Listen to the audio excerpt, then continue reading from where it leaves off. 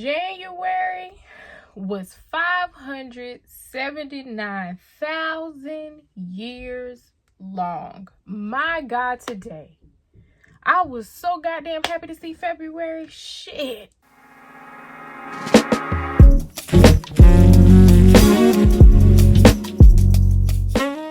Hi friends, welcome back to Shelby in the Book Club. I am Shelby Monet, and in today's video we're going to talk about my January reading wrap up. Thank God January is over. It was the longest year of my life, and it was only 31 days.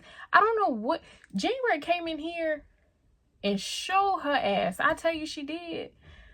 Whew. We'll get into my stats. I'll tell you what my favorites were for the month. And we'll talk about some goals for February, because I definitely want to read more. I definitely want to plan my reading out a little bit better. So if you like to hear it, here it go. Before we get started, make sure you like, you comment, and you subscribe. We're growing our family here. Tell the people to tell the people to tell the people, so that we could be one big happy reading, ghetto loud, funny family. Okay? It's fun over here. I don't know why y'all act like that. Let's get into it for real this time. Okay. Let's get into some stats. If you see me looking down, I'm looking at my homegirl. This is the mini girl. She is my iPad mini. Where I go, she go. Where she go, I go. I read on it, take notes on it, do all of the things. Everything mentioned in this video will be linked down below in the underneath bar. It's called the underneath bar because it is underneath the video. Okay, I read a total of 6 books this month, 250 pages. Most of them were, all of them were fiction. I didn't read any nonfiction. Half of them were over 300 pages. Half of them were less than 300 pages, which is about normal for me. The top genres were romance, historical, erotica. Those are my top 3. You can see the rest somewhere on the screen. I will put the different charts. My formats for the month, I feel like this is a good way to start the year. 17% was audio, 33% was digital, half of it was print. Technically, that's a little bit more because I was immersive reading for a lot of the physical books that I read. So the audiobook and the print should be balanced out a little bit more. But there's no way to track that in Storygraph. By the way, Storygraph is what you see on the screen for all my stats. It's one of the reasons why I love Storygraph. It's better than Goodreads. You need to get on. You need to put yourself on. And it's a Black owned and run company. There's no way in Storygraph for me to track both, because I don't want to track both formats and then it count it as if I read double when I didn't. Because it's only one book. I'm okay with that. If I'm reading the physical, I just count the physical, because I'm more or less than not reading the physical more than I am the audiobook. Most of it I'm doing the entire book, audio and physical. Most of the time I'm not. So I'm okay with that. And I did read every day in January. So that's about it. We can go over the 2 DNFs that I had for the month. So I DNF'd Colored Television by Danzy Senna. I DNF'd it because I'm not in the right mind space for it. It's supposed to be funny. I respect that it's supposed to be funny. I just wasn't in the mindset for that kind of comedy. So I wasn't picking it up in that particular way, and I was judging it, and I was like, okay, this is a me thing, not a book thing. Does that make sense? So DNF that. I also DNF'd Witchcraft for Wayward Girls by Grady Hendrix because I didn't read the synopsis. I just went based off of the author, Grady Hendrix. I read something else by him, them. I think it's a man. I don't know. It was an advanced arc from Liberal FM. Thank you, Liberal FM. And it wasn't that it was bad. It's just another one of those, I gotta be in the mood for it. It says Witchcraft for Wayward Girls. it was taking too long to get to the witchcraft part. I think I went into this thinking that it was going to have some at least magical realism type situation in it. And that maybe was the case. Like, they did encounter a witch. It's a home for girls that are pregnant at a young age. So a lot of those first 7 chapters were very sad, because I listened to at least like 5 hours of this book before I was like, all right, baby, go on to hell. Go on to hell. It's sad. She's in a new place, whatever. And then they happen across a local witch. She was a librarian too. I don't know. I might go back to it. It wasn't bad. I wasn't in the right headspace for that. So those are my 2 DNFs, and that's it. So for January, I read a total of 6 books. The one audiobook that I listened to was Stealing the Heart of a Bougie BBW. This is by Kayla Isaac. I found this haphazardly on Audible. It was included with my subscription. Baby, it was fast, okay? It was about 3 hours. I sped it up, so it only took me like an hour and a half to listen to it. The main character is in a relationship. She's married to a very popular R&B, or he's a music artist, so he travels a lot. He comes home, she at the door with her lingeries on. She thinking she about to spread it wide, bust it open, and lay it low for her man, and he was like, nah, I ain't off that. And she like, what you mean? Why you don't want to hunch on me? So she goes out with her cousin. She ends up cheating on him because she thinks that he's cheating on her. And she end up running into this dude. His name is Black. Black is a schizophrenic drug dealer. I don't know. I see you balling your face up. I don't know. But we read diverse around here, okay? He's a schizophrenic drug dealer. And he see her at the party, and she like, I'm not off that. Like, I know somebody that claimed you her boyfriend, and I ain't trying to have to beat that bitch up in here. And he like, nah, I ain't even with that hoe. I want you. They end up, he shoot the place up. He put a bullet in the ceiling. Cause he was like, wrap this up. She said she was gonna leave with me after the party was over, so the party is over so she could leave with me.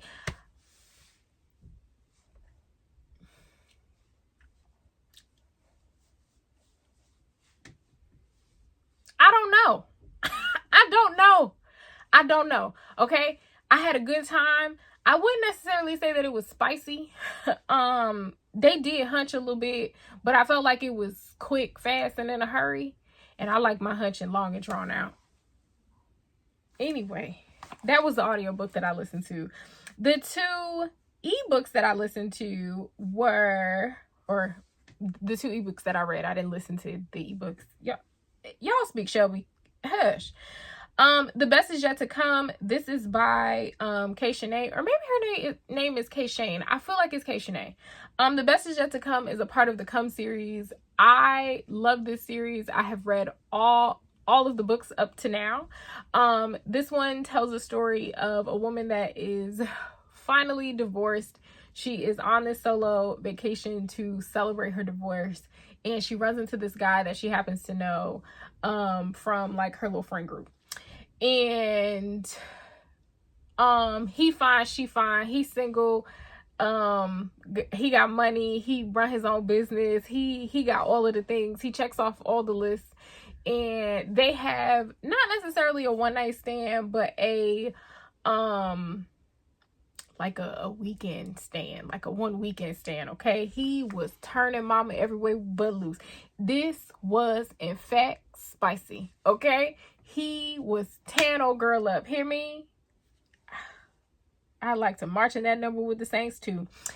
A good time. I haven't read anything that Kay Shanae has written that I did not like or love, to be honest with you. This one, if you don't like surprise pregnancies, this made me think of Annie. I know Annie hates surprise pregnancies. If you don't like surprise pregnancies, this book is not for you. I guess I kind of spoiled it for you, so it's not a surprise anymore. My bad. It was good. I say you read all 4 of the Come series. I will put all of the covers on the screen. They'll all be linked down below so that you can read that. The other ebook is Mine by Nassan. I don't know if that's how you say your name, baby. I'm sorry if I'm mispronouncing it, Suge. I love you, though. This was my first book by this author. I love a werewolf. I love a mythical creature. Give me a werewolf. Give me a vampire. Give me a witch. I want all of it. Okay? I want all of it. Mine tells the story of a girl who lives in a town in a world where all of the creatures kind of coexist with the humans, but the werewolf and such, they live on one side of the town and humans live on the other side of the town. She has bright cut, like red hair. She's a little different. Okay, mama is different. She stands out. This werewolf that she attracts is he's the alpha, one of the alphas of his pack. So him and his 2 other brothers, they're the 3 alphas of the pack. He is the only one that hasn't met his fated mate, and he's starting to believe that it's not going to happen for him. And then she walks into his place of business. He sees her. He knows that she is for him. She is in a relationship that she's not really happy in, and she was in this relationship because she doesn't really have any other family, and she's kind of sticking around in this like abusive relationship where she's not happy for the sake of having some sort of family. Well, this final werewolf walked up on her and was like, "Hey baby, you belong to me. We are fated mates. It's time for you to come home." And she was like, "Sir, you are crazy as hell." And then they go for a loop. It is spicy. I love the like the fated mate, like when they're in heat for each other. I like that. I like that a lot. Because they all but want to get in each other's skin, and I thought that was really cool. There are some other things, there's some other magic and things like that. I would love to see her go further into this series. Like, I really want more Black creatures. Like, I want more Black creatures expeditiously. Like, I need y'all to like get on it. I can't get enough of Black vampires, Black werewolves, Black shifters in general. Like, I can't get enough of it. I can't get enough of it. Okay, so those were the 2 ebooks that I did for the month of January. Kingdom of No Tomorrow.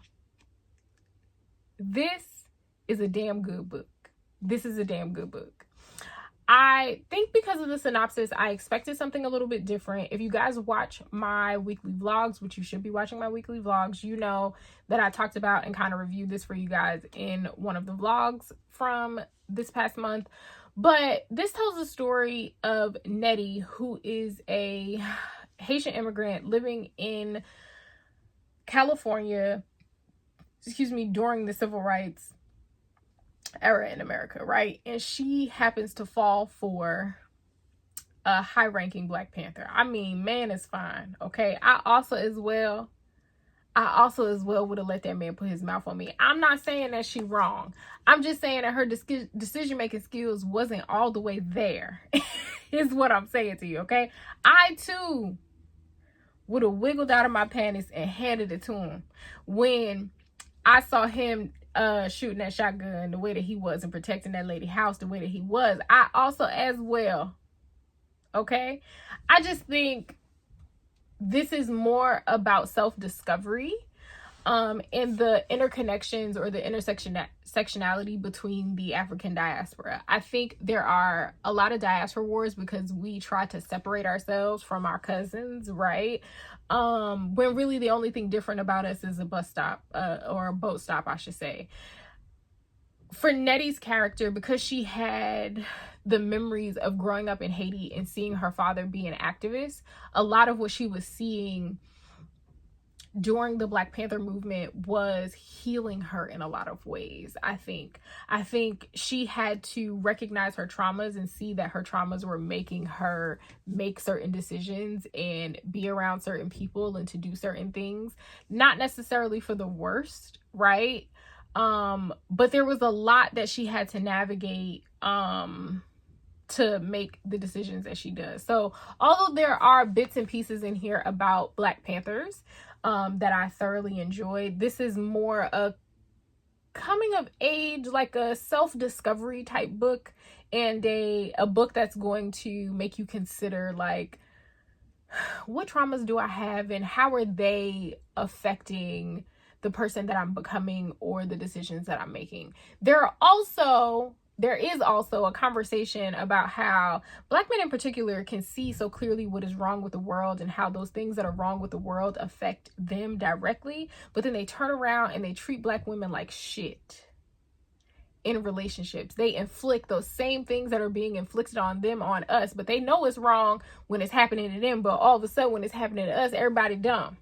Can't nobody hear or see or say anything, right? There's also a conversation about how y'all like to use Black women to fix everything. Y'all do it on our backs. But can't figure out a way to treat us right. I'll pass around a collection plate. Y'all can put y'all little pennies and dimes in there. Y'all can do that.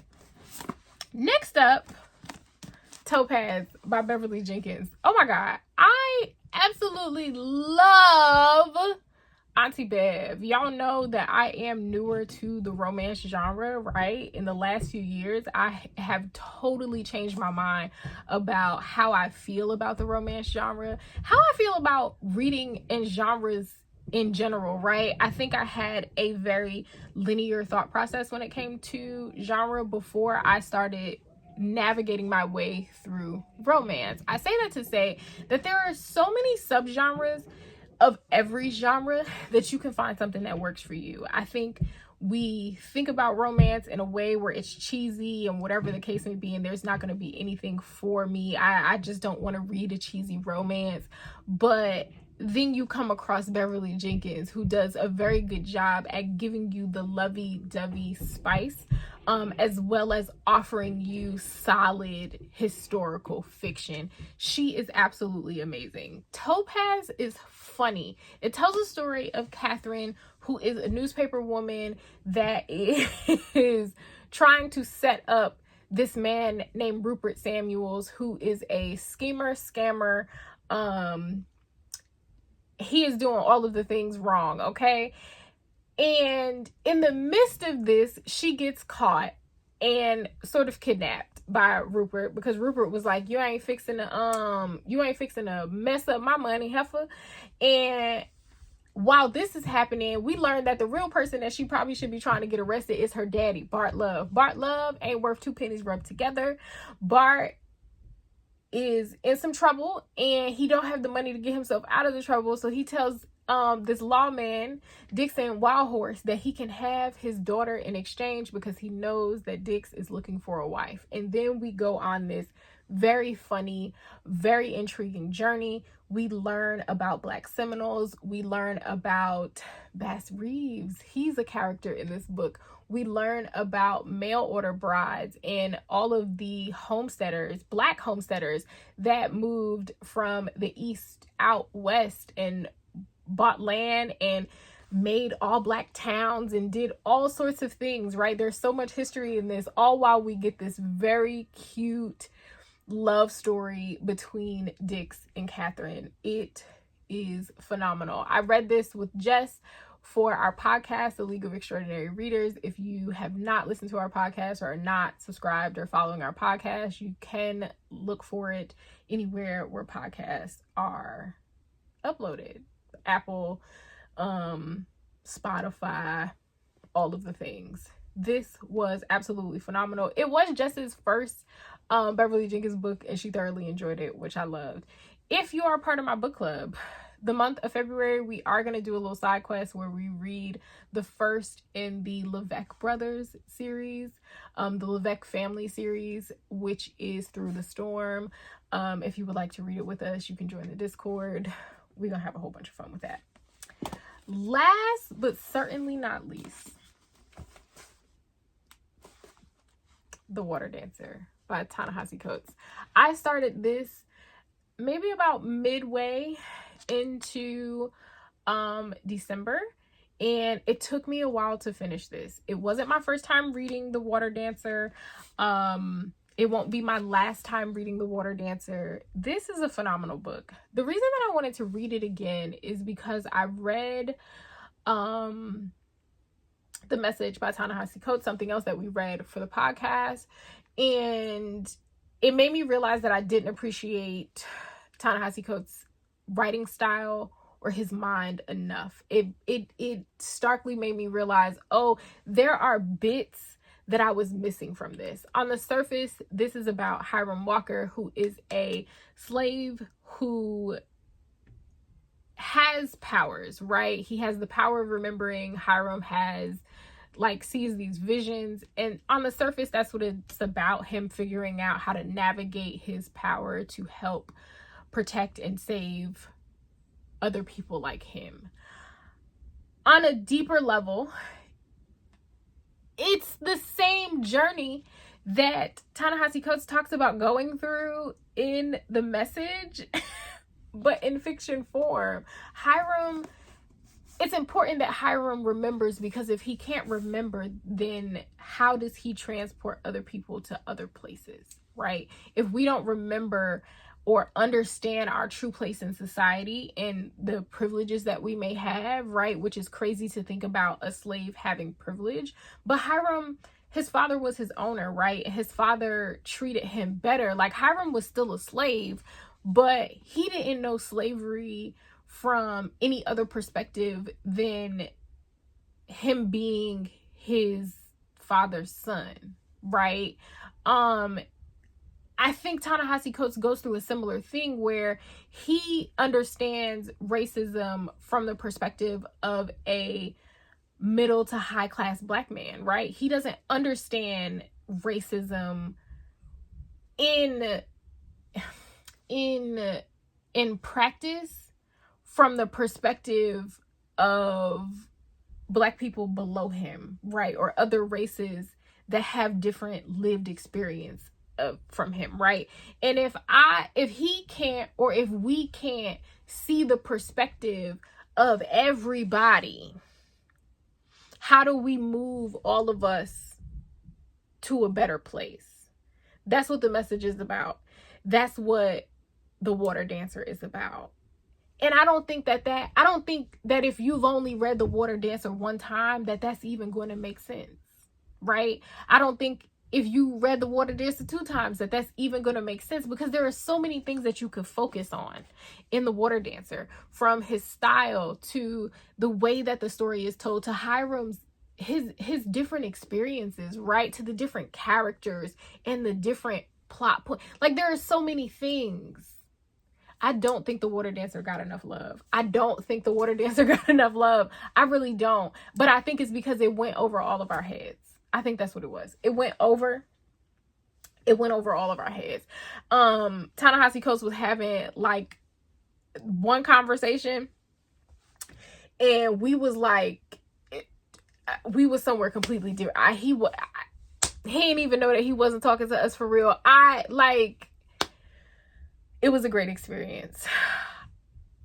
My favorites for the month, I will say, are Topaz and The Water Dancer. These two were my favorite. And then an honorable mention will be Kingdom of No Tomorrow. These were good. I think I had a pretty decent reading month. For January, 6 books is not bad. For February, I want to lean more towards 10, and I think I can do it. I think I'm getting back into the swing. I'm currently reading I can show it to you because I got it right here. I'm currently reading The Last Summer on State Street. I have so many things to say about this book. It is phenomenal. So good. Do you hear me? This is so good. So I think this is gonna help me kind of get into the swing of reading fast, reading quickly, and getting through a bunch of books for the month of February. So that's it. If you've made it this far in the video, let me know down below what you read in January or what your favorite books in January were, and leave me a green heart. I think I look kind of good in green, y'all. What y'all think? If no one told you today, I love you. You are kind. You are smart. You are important. If to no one else, to me. Bye, friends.